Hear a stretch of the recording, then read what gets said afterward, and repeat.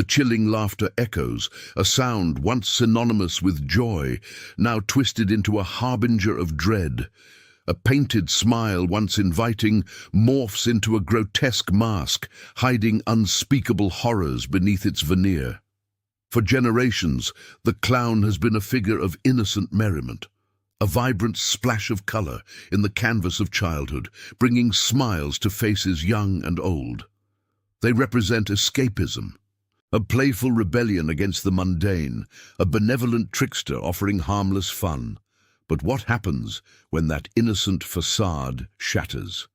What unsettling truth emerges when the laughter turns cold and the painted smile becomes a permanent grimace of evil? This is the terrifying paradox of the killer clown, a concept brought to horrifying life by one man, John Wayne Gacy. How could a seemingly normal, even beloved figure in the community become a monstrous predator, responsible for the murders of dozens of young men?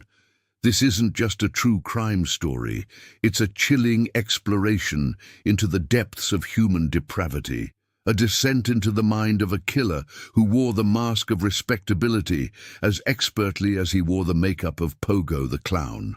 Join us as we peel back the layers of deception, venturing into the dark secrets of John Wayne Gacy, a man whose double life left an indelible stain on the American psyche. We will delve into the disturbing truth behind his seemingly ordinary existence, the victims he preyed upon, and the lasting legacy of his unimaginable crimes. On the surface, Gacy was the epitome of the all-American man, a successful businessman, a devoted family man, and a fervent community activist. He was involved in everything from local politics to charity events. He was the kind of neighbor everyone admired, always ready with a joke or a helping hand. He hosted barbecues, attended parades, and even entertained sick children at hospitals, all while dressed as his beloved alter ego, Pogo the Clown, or sometimes Patches the Clown. His outward persona radiated trustworthiness, an aura that disarmed suspicion and drew people in.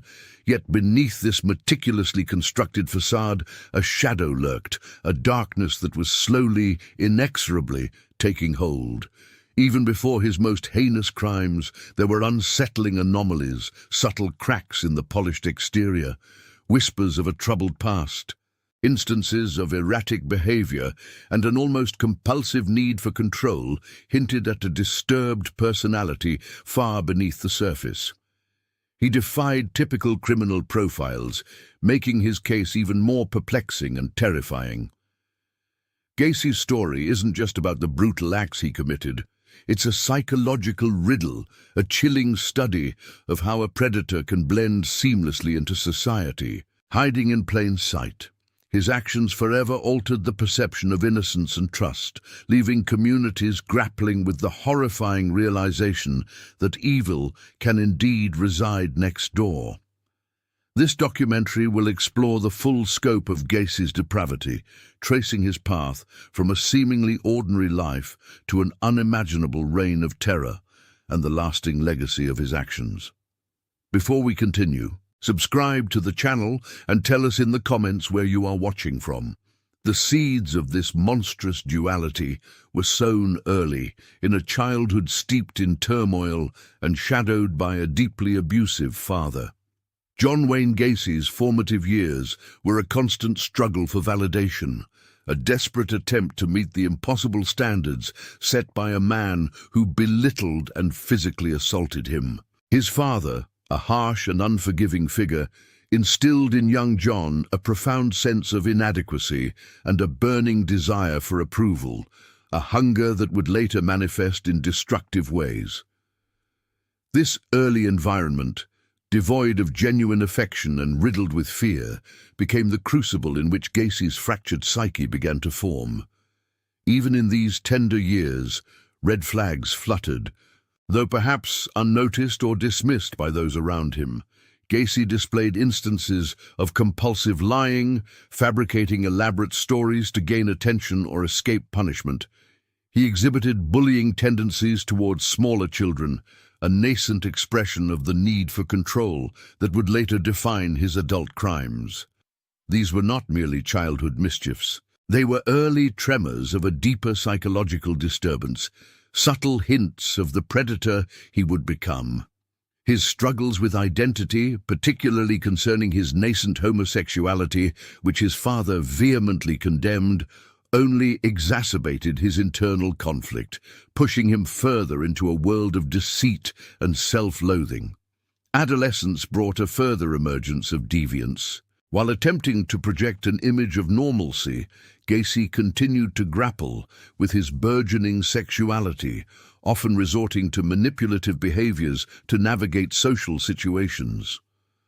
Though not widely documented, whispers of petty crime and a general disregard for boundaries began to circulate. He was a chameleon, adapting his personality to fit the expectations of those around him, yet always with an underlying current of unease. His first marriage, an attempt at conventionality, proved to be another chapter in his unraveling. It was marked by instability, accusations of sexual impropriety, and ultimately, its demise. Gacy struggled to maintain stable relationships, his need for control and his burgeoning dark desires clashing violently with the demands of partnership. The breakdown of this marriage was a pivotal moment, pushing him towards a geographical and psychological reinvention. Seeking a fresh start, Gacy relocated to Chicago, a sprawling metropolis that offered anonymity and opportunity. Here, he meticulously constructed a new facade, shedding the failures of his past. He immersed himself in community life, displaying an almost obsessive drive to be seen as a pillar of society. His surprising rise in local politics, coupled with his active participation in community events, painted a picture of a dedicated, upstanding citizen. It was during this period that he fully embraced the persona of Pogo the Clown, later sometimes Patches the Clown. This role, seemingly innocuous, was profoundly significant. As Pogo, he connected with children, gaining their trust and the adoration of their parents. The dark irony of this benevolent role, which allowed him to move freely and without suspicion, would only become apparent much later. His successful contracting business provided not only financial stability, but also a crucial means to access potential victims. He employed young men, often vulnerable and in need of work, bringing them into his orbit. This business, like his clowning, served as a front, a legitimate enterprise that masked his sinister intentions. Gacy masterfully used his charm and position to exert control over others, a chilling precursor to the absolute power he would wield over his victims. The escalation of his criminal activities was gradual but inexorable. From minor offenses, he progressed to more serious assaults, each transgression bolstering his sense of impunity. He believed himself untouchable, a master manipulator who could outwit anyone. This growing confidence, coupled with his meticulously crafted public image, allowed him to live a truly double life. The stark contrast between his outwardly respectable persona and his increasingly dark private world was terrifying. His home, particularly the crawl space beneath it, became the perfect hunting ground, a clandestine chamber where his horrific acts could unfold away from prying eyes. This spatial aspect was crucial, turning his suburban house into a tomb. Psychological concepts like psychopathy and narcissistic tendencies begin to surface as we analyze Gacy's motivations. His complete lack of empathy, his grandiose sense of self, and his manipulative prowess all point towards a deeply disturbed individual, driven by a perverse need for power and gratification. While Gacy was charming and seemingly normal, he was a master at compartmentalizing, separating his public persona from his monstrous deeds. This disturbing ability allowed him to operate for years, as the initial disappearances of young men went unnoticed or were tragically dismissed, setting the stage for the horrifying discoveries yet to come. The chilling disappearances once dismissed began to coalesce into a terrifying pattern. John Wayne Gacy, the benevolent Pogo, the clown, perfected his methods for luring and abducting his victims, predominantly young men and boys. He exploited their vulnerabilities, often offering them work, money, or a place to stay, drawing them into his web of deceit. His charm, a carefully cultivated facade, disarmed suspicion, allowing him to bring these unsuspecting individuals back to his house in Chicago, the seemingly ordinary suburban home that harbored unspeakable horrors. Beneath that house lay the true heart of Gacy's depravity, the crawl space. This confined, dark and damp space became the burial ground for the majority of his victims.